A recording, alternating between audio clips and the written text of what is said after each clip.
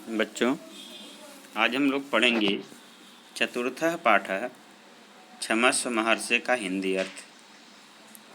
तो देखेंगे, क्षमस्व माने क्षमा करें, महर्षि माने हे महर्षि, हे महर्षि क्षमा करें। भारते अनेके महापुरुषाः अभवन्। भारते भारत में अनेके बहुत से महापुरुष अभवन् हुए। भारत में बहुत से महापुरुष हुए। भू धातु अभवन है, भू धातु लंगलकार प्रथम पुरुष बहुवचन। भारत में अनेक महापुरुष हुए। महर्षि दयानंद, महर्षि दयानंद तेषु उनमें प्रमुख आसीत्, प्रमुख थे। उनमें महर्षि दयानंद प्रमुख थे। तस्मिन् काले उस समय, समाजे समाज में अनेकाः कुरीतयः अनेक बुराइयाँ प्रचलिताः आसन प्रचलित थी। यथा जैसे अंधविश्वास, स्त्री अशिक्षा, बाल विवाह, जाति प्रथा इत्यादि आदि। उस समय समाज में अनेक बुराइयाँ फैली हुई थी, जैसे अंधविश्वास, स्त्री अशिक्षा, बाल विवाह, जाति प्रथा आदि। एताः सर्वाः निवारयन्, एताः सर्वाः माने इन सबको, निवारयन् दूर करते हुए, वेद धर्मं च प्रचारयन् और वैदिक धर्म का प्रचार करते हुए, महर्षि दयानंद ने भारते सर्वत्र अभ्रमत्, भारत माने भारत में, सर्वत्र अभ्रमत् सब जगह भ्रमण किया। सत्यासत्यस्य ज्ञानार्थम, सत्य और असत्य के ज्ञानार्थम ज्ञान के लिए, सह उन्होंने एकम प्रसिद्धम ग्रंथम एक प्रसिद्ध ग्रंथ सत्यार्थ प्रकाशम अपि रचितवान, सत्यार्थ प्रकाश की रचना भी किया। महर्षि दयानंद अतीव क्षमाशील अपि आसीत्, महर्षि दयानंद बहुत क्षमाशील भी थे। महर्षि दयानंद बहुत क्षमाशील भी थे। क्षमाशील माने क्षमा करने वाले, सहनशील।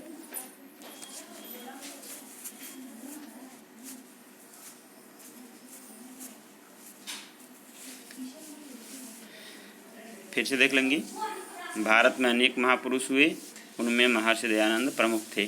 उस समय समाज में अनेक बुराइयां फैली हुई थी, जैसे अंधविश्वास, स्त्री अशिक्षा, बाल विवाह, जाति प्रथा आदि। इन सब को दूर करते हुए और वैदिक धर्म का प्रचार करते हुए महर्षि दयानंद ने भारत में सब तरफ भ्रमण किया। सत्य और असत्य के ज्ञान के लिए उन्होंने एक प्रसिद्ध ग्रंथ सत्यार्थ प्रकाश की रचना भी किया। महर्षि दयानंद बहुत क्षमाशील भी थे।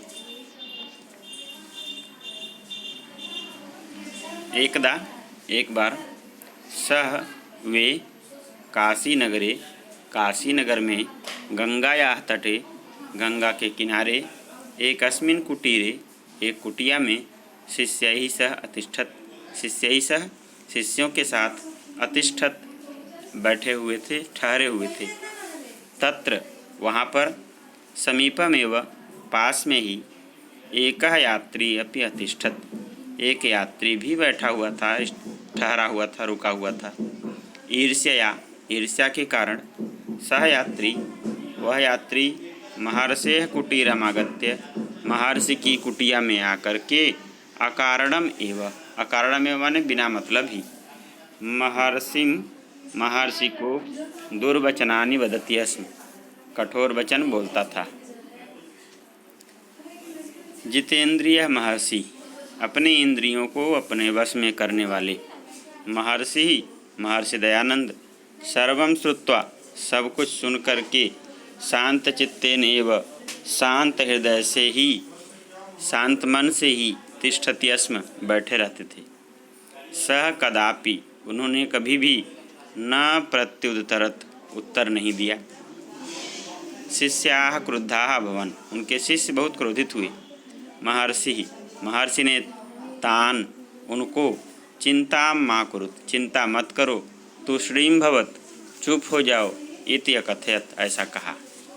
महर्षि कथयत यस, महर्षि कहते थे, यत कि सह स्वयं एव, वह खुद ही, एकस्मिन् दिने, एक दिन, सरलः भविष्यति, सरल हो जाएगा, सीधा हो जाएगा। तो एक बार वो काशी नगर में गंगा के किनारे एक कुटिया में अपने शिष्यों के साथ रुके हुए थे। वहाँ पास में ही एक यात्री भी रुका हुआ था। ईर्ष्या के कारण वह यात्री महर्षि की कुटिया में आकर के अकारण ही कठोर वचन बोलता था। जितेंद्रिय अपनी इंद्रियों को अपने वश में करने वाले महर्षि दयानंद सब कुछ सुन करके भी शांत चित्त से बैठे रहते थे। वह कभी भी उत्तर नहीं देते थे। उनके शिष्य बहुत क्रोधित हुए। महर्षि ने उनको चिंता मत करो, चुप हो जाओ, ऐसा कहा। महर्षि कहते थे कि वह एक दिन स्वयं ही सीधा हो जाएगा। एक बार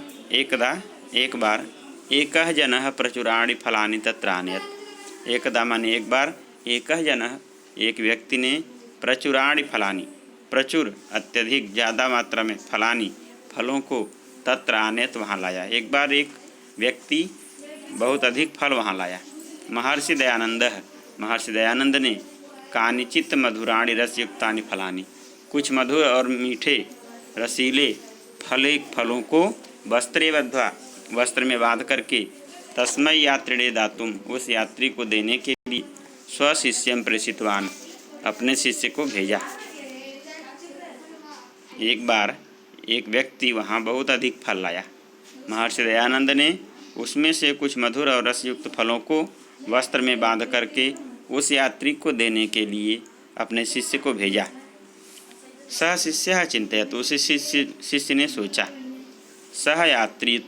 वह यात्री तो प्रतिदिन अत्र आगत्य, यहाँ आकर के अकारणमेव, बिना कारण ही कटुवचनानि कथयति, कठोर वचन बोलता है। किमर्थम तदा तस्मै एतानि फलानि, तदा तो तस्मै, उसके लिए, एतानि फलानि किमर्थम, ये फल क्यों, तो उसके लिए ये फल क्यों। शिष्यस्य भावम अवगत्य, शिष्य के भाव को अवगत्य मैंने समझ करके महर्षि अकथयत, महर्षि ने कहा, चिंतां मा कुरु, चिंता मत करो, तस्मै यात्रिणे फलानि दत्त्वा आगच्छ, उस यात्री को फल दे करके आ जाओ। गुरोः आज्ञया, गुरु की आज्ञा से शिष्य ने यात्रिणं समीपं गत्वा अवदत्, यात्री के पास जा कर के कहा, अस्माकं स्वामिना भवतः कृते एतानि फलानि प्रेषितानि, अस्माकं स्वामिना, हमारे स्वामी के द्वारा, भवतः कृते, आपके लिए, एतानि फलानि प्रेषितानि, ये फल भेजे गए हैं, कृपया स्वीकरोतु, कृपया स्वीकार करें। सह असहिष्णुः यात्री पुनः दुर्वचनानि कथयत्, उस असहिष्णु दुष्ट यात्री ने पुनः कठोर वचन कहा। शिष्यः महर्षिम् उपगत्य सर्वं वर्णितवान्, शिष्य ने महर्षिम् उपगत्य, महर्षि के पास जाकर के सर्वं वर्णितवान्, सब कुछ बताया। महर्षि एकं शब्दं संदेशं दत्त्वा, महर्षि ने एक संदेश दे करके पुनः शिष्यं तत्र प्रेषितवान्, पुनः माने फिर शिष्य को तत्र प्रेषितवान्, वहाँ भेजा। तत्र गत्वा शिष्यः कथयत्, शिष्य ने वहाँ जाकर के कहा, अस्माकं स्वामी कथयति, हमारे स्वामी कहते हैं, यत् कि अमृत वर्षया भवतः बहुशक्ति नष्टा, अमृत वर्षा के कारण आपकी बहुत सी शक्ति नष्ट हो गई है। पुनः अमृत वर्षायै शक्तिं प्राप्तुं, पुनः अमृत वर्षा के लिए शक्ति प्राप्त करने हेतु एतानि, इन मधुराणि रसयुक्तानि फलानि, मधुर रसयुक्त फलों को स्वीकरोतु, स्वीकार करें। एतत् श्रुत्वा, यह सुन करके, सह यात्री, वह यात्री, लज्जितः भूत्वा धावित्वा च, लज्जित होकर के और दौड़ करके, महर्षेः समीपम् आगत्य, महर्षि के पास आकर के, पादयोः पतित्वा अकथयत्, पैरों में गिर करके कहा, क्षमस्व महर्षे क्षमस्व, क्षमा करें महर्षि, क्षमा करें, अहम अपराधी अस्मि, मैं अपराधी हूँ, भवान देवः, आप देवता हैं, क्षमस्व क्षमस्व, क्षमा करें क्षमा करें। इदं सर्वं दृष्ट्वा शिष्याः चकिताः आसन्, यह सब कुछ देख करके शिष्य बहुत आश्चर्यचकित हुए। फिर से देख लेंगे। शिष्य के भाव को समझ करके महर्षि ने कहा, चिंता मत करो, उस यात्री को फल दे करके आ जाओ। गुरु की आज्ञा से शिष्य ने यात्री के समीप जा कर के कहा, हमारे स्वामी के द्वारा आपके लिए ये फल भेजे गए हैं, कृपया स्वीकार करें।